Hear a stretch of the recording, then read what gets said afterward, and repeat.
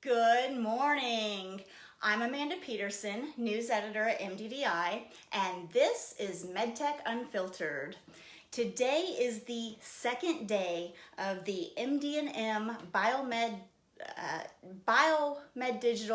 It's kind of a mouthful.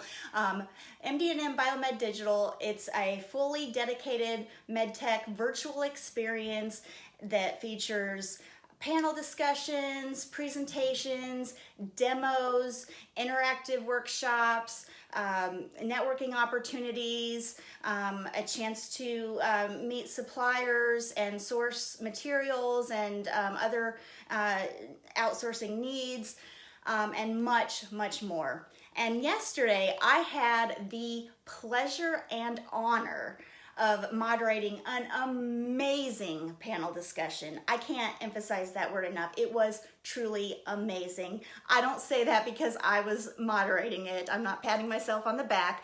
I say that because we had three truly phenomenal panelists who, it was just a very candid and engaging and enlightening experience and discussion overall.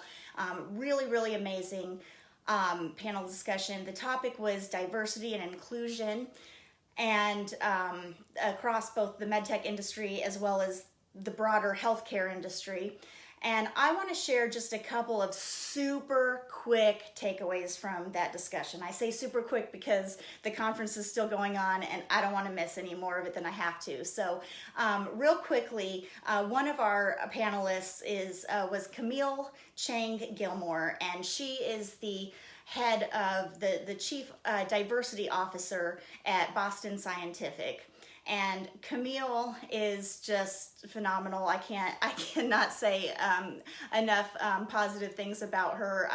Every time I've had the chance to speak with her, I always learn something. I always come away with a gem that I hold on to, and I think that a lot of our attendees did as well yesterday.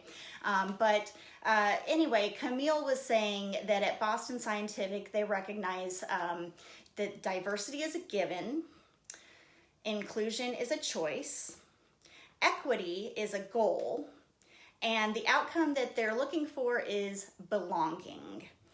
And that word really jumped out at me, especially when another one of our panelists, Ibrahim Badejo, who is the Senior Director of New Ventures at J&J, Johnson & Johnson Innovations, who focuses on medtech.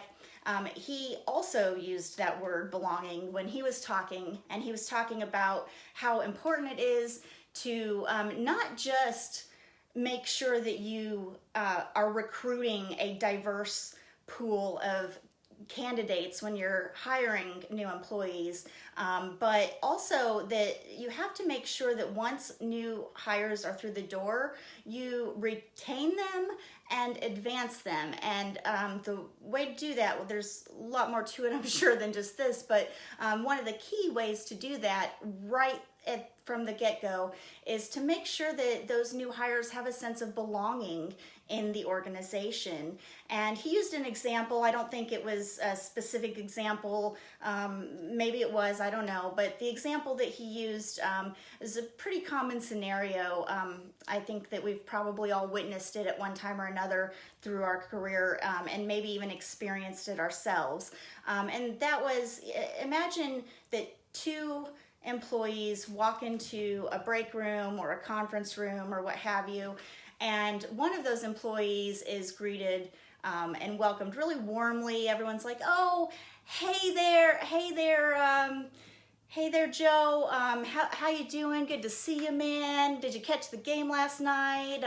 Maybe they do a little well, in the days before COVID, they might have done a fist bump, now maybe a elbow bump. And then another employee is walking in, about the same time or shortly after, and they're not really acknowledged at all. They just kind of slip in unnoticed. Nobody really talks to them. Nobody really goes out of their way to make that small talk or conversation with them.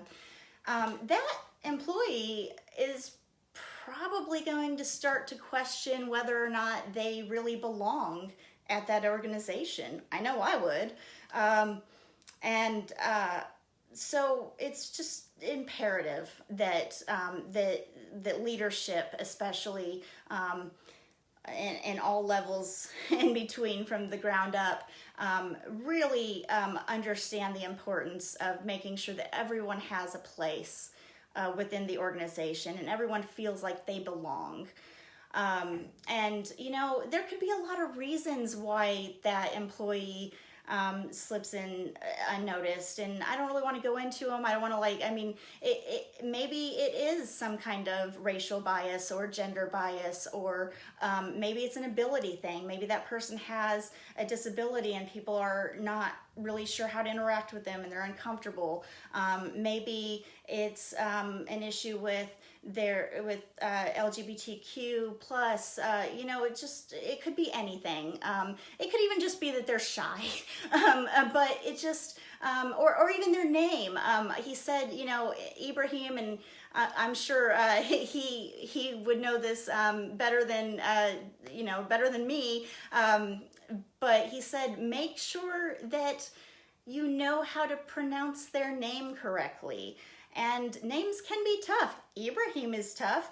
I didn't know until I asked him, or actually I was in a conversation where someone else asked him before I had the chance to, just said, how do you pronounce your name? And at first, he said, oh, everyone just calls me Ebe. You can call me Ebe, And actually, you know what? I think this was, the more I think about it, this was actually Camille who, this wasn't during the conversation, but kind of a pre-panel discussion. And Camille said, okay, I'll call you Ebe, but now I really want to know how you pronounced your name. Like, I'm just really, I'm really curious. I want to know how your name is pronounced. And so I just thought that was, once again, I'm always learning from Camille, just even little things. Anytime I talk to her, it's just really incredible. So I thought it was really important that Ibrahim did make that point about making sure that you do know how to pronounce someone's name. And it's okay to ask them. You don't have to be shy. You don't have to be uncomfortable. If you're worried about butchering their name, the easy solution is just ask, So that was a great example. There were so many other takeaways, and our other, we also had an awesome physician turned entrepreneur who participated, Dr. Jennifer Joe, who is she's a practicing ER and urgent care and hospitalist physician in the Boston area, as well as a entrepreneur in Medtech and much, much more. So I'm honestly wondering when she finds time to sleep and eat. I don't know. So, but she's a busy woman and very inspiring, and so she had a lot to contribute to the discussion as well. With that, I don't want to miss the upcoming sessions, so I'm going to leave you with that. But it is not too late to join. That's the important thing. It's not too late to join the conference. Yes, it started yesterday, and this is day 2. But I'll drop the registration details in the comments. But you can even catch up on the sessions from yesterday. Most of them are available in an on-demand format. So even if you missed them yesterday, including the diversity panel, which I strongly encourage you to watch if you do get a chance to register.